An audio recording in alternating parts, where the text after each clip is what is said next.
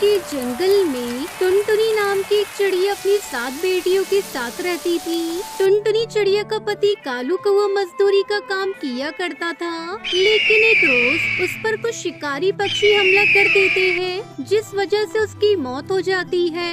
अपने पति की मौत के बाद घर की और अपनी 7 बेटियों की जिम्मेदारी अकेली टुनटुनी चिड़िया के कंधों पर आ गई।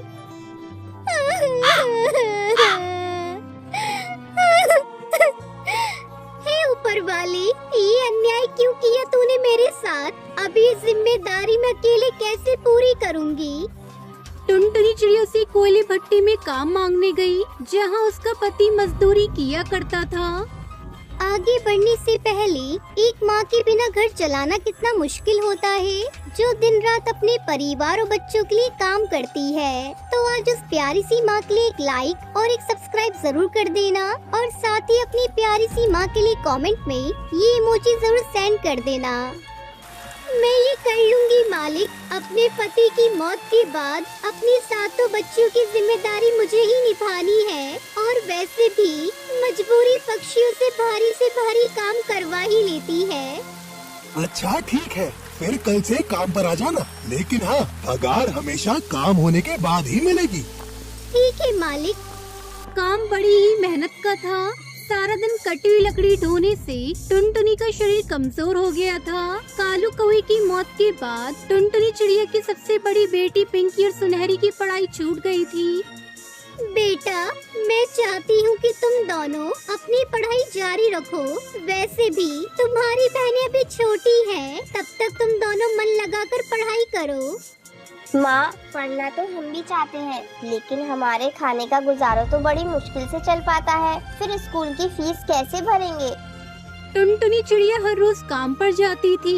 एक दिन शाम को जब उसका काम खत्म हो गया तो वो अपने मालिक से बोली, मालिक, मेरा काम खत्म हो गया है, क्या मैं घर जाऊँ? काफी देर हो गई है, बच्चे राह देखते होंगे।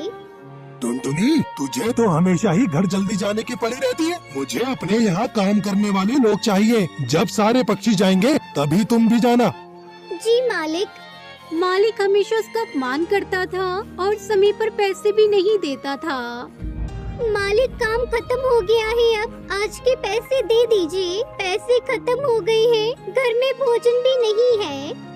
आज पैसे खत्म हो गए, कल ले लेना।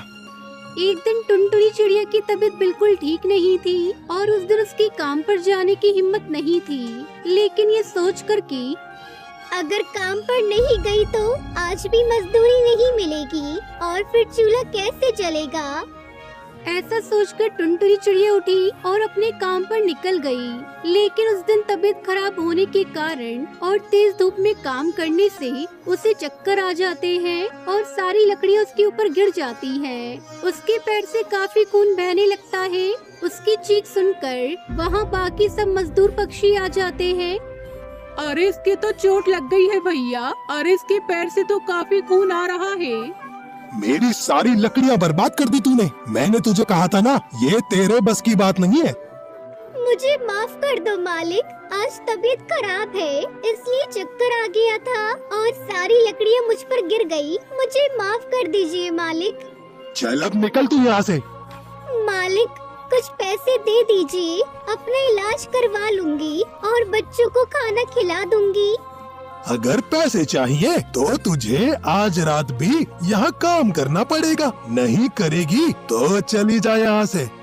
टुनटुनी चिड़िया की हालत ऐसी नहीं रही कि वो काम कर सके, इसलिए वो बिना पैसे लिए वहाँ से चली गई। टुनटुनी चिड़िया जब घर आ रही थी तो उसे उसके पति का दोस्त बंटी कबूतर देख लेता है और उससे कहता है, अरे भाभी, आपके चोट कैसे लग गई? क्या बताऊं भैया, काम करते हुए मेरे पैरों में लकड़ियां गिर गई और चोट लग गई। साथ ही मालिक ने काम से भी निकाल दिया। लेकिन भाभी, आपके पैरों से तो बहुत खून निकल रहा है। आप मेरे साथ हॉस्पिटल चलो, मैं आपका इलाज करवा दूंगा। अरे नहीं भैया, मेरे पास हॉस्पिटल जाने के लिए पैसे नहीं है। ये चोट तो खुद ही ठीक हो जाएगी। बस आप मुझे कोई काम दिलवा दीजिए, आपकी बड़ी मेहरबानी होगी। अच्छा भाभी, पहले तो आप ये पैसे रखिए, इससे आप अपनी चोट को ठीक करिएगा। और मैं एक सेठ को जानता हूँ, तुम उनके घर का काम कर लेना, इससे आपको कुछ पैसे मिल जाएंगे और आपके घर का गुजारा हो जाएगा। आपका बहुत बहुत शुक्रिया बंटी भैया। आप मुझे उनका पता दे देना, मैं कल ही उनके यहाँ काम पर चली जाऊंगी। अगली सुबह से ही टुनटुनी चिड़िया कड़कनाथ सेठ के घर काम करने लगती है। ऐसे ही कुछ दिन बीत जाते हैं। टुनटुनी चिड़िया की दोनों बड़ी बेटियां जब टुनटुनी को ऐसे मेहनत करके देखती हैं तो वो आपस में बातें करते हुए कहती हैं, पिंकी दीदी, हमें लगता है हमें माँ की मदद करनी चाहिए। माँ बहुत थक जाती है ना। हाँ सुनहरी, हमें कुछ ऐसा करना होगा ताकि माँ को कोई काम ही ना करना पड़े। दीदी, आप बड़ा पाव कितना अच्छा बनाती हैं। क्यों ना हम बड़ा पाव का ठेला लगाकर उसे बेचें? हाँ तू सही कह रही है। हमारे जो पैसे गुल्लक में जुड़े रखे हैं, हम उसी पैसों में से बड़ा पाव का सामान लाएंगे और कल से बड़ा पाव बेचेंगे। अब सुनहरी चिड़िया पिंकी चिड़िया बड़ा पाव का ठेला लगा लेती है। फिर जंगल के पक्षी उनका बड़ा पाव खाकर बहुत खुश होते हैं। अरे वाह बच्चों, तुमने तो बहुत अच्छे बड़ा पाव बनाए हैं। इस तरह उनके बनाए बड़ा पाव पूरे जंगल में मशहूर हो जाते हैं। अब पिंकी और सुनहरी शाम को जब पैसे लेकर टुनटुनी चिड़िया के पास जाती है तो वो टुनटुनी से कहती है, माँ ये देखो, हमने आज बड़ा पाव बेचे और कितने सारे पैसे भी आ गए। ये लो, अब आपको काम करने की कोई जरूरत नहीं है। अब हम बड़ा पाव बेचकर आपको पैसे देंगे। इस तरह टुनटुनी चिड़िया सातों बेटियां बड़ा पाव बेचकर अपना गुजारा करती है और खुशी खुशी अपना जीवन बिताती है।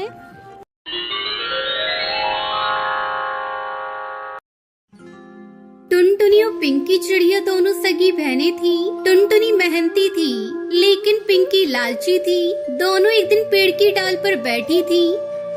अरे पिंकी, मैं सोच रही थी कि हमें कुछ खेती करनी चाहिए जिससे हमारा गुजर बसर हो सके और हमें दाने की तलाश में न जाना पड़े। बहन, तुम तो सही कह रही हो, लेकिन हम खेती करेंगे किस चीज की? हमें तो कुछ उगाना भी नहीं आता, फिर हम खेती कैसे करेंगे? तो उसकी चिंता मत कर, हम जंगल में आए नए बास चाचा से जाकर पूछ लेंगे। उन्हें बड़ी अच्छी खेती करनी आती है। बात तो तू सही कह रही है। चल बास चाचा के पास चलते हैं। तब तक आप लोग हमारे इस वीडियो को लाइक और अगर आपने हमारे चैनल को सब्सक्राइब नहीं किया है तो जल्दी से सब्सक्राइब कर लें और कमेंट सेक्शन में जरूर बताएं कि आपको हमारी ये कहानी कैसी लगी।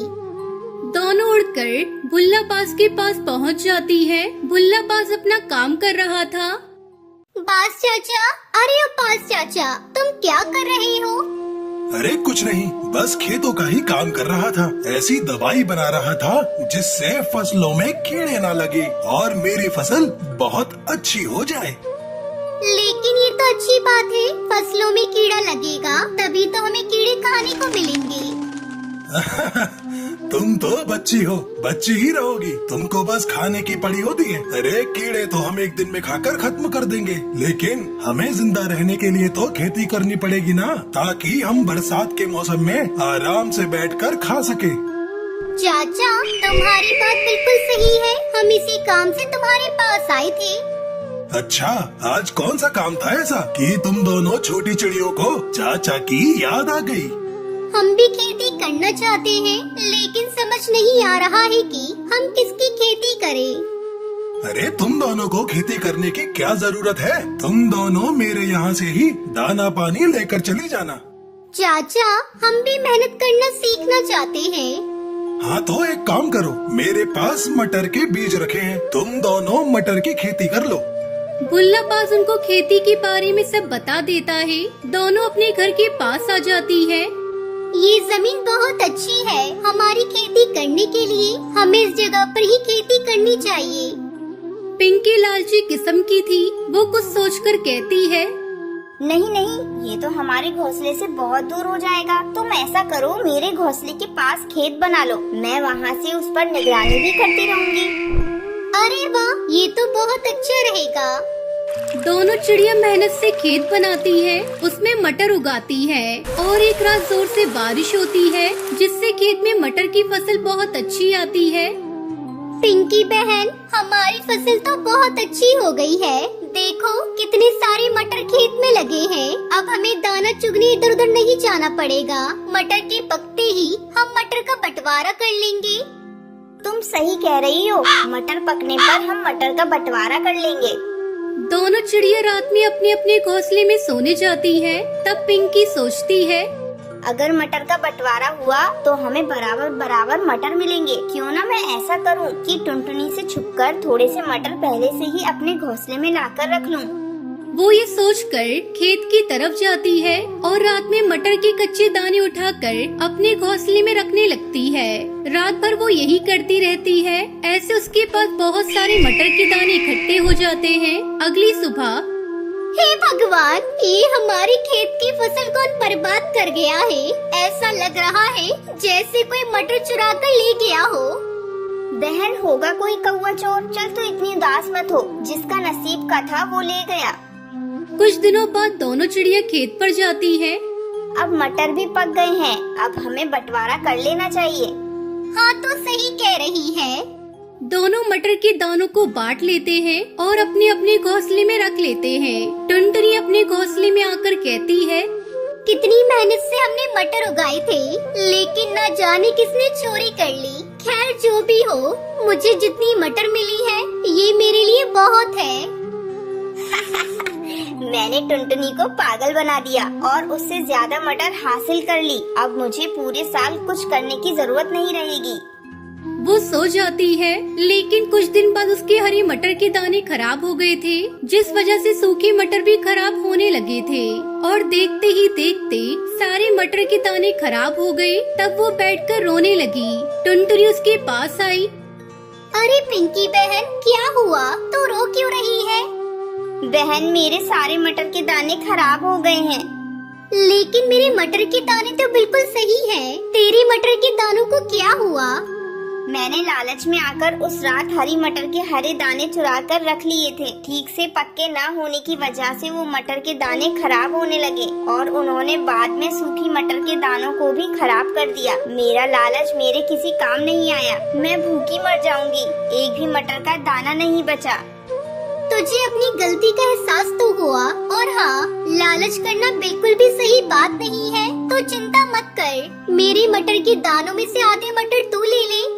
बहन, मैंने तेरे साथ धोखा किया, फिर भी तूने मेरी इतनी मदद की, इसके लिए बहुत बहुत धन्यवाद। कोई बात नहीं, कम से कम तेरे लालच की आदत तो दूर हो गई। हम फिर से खेती कर लेंगे।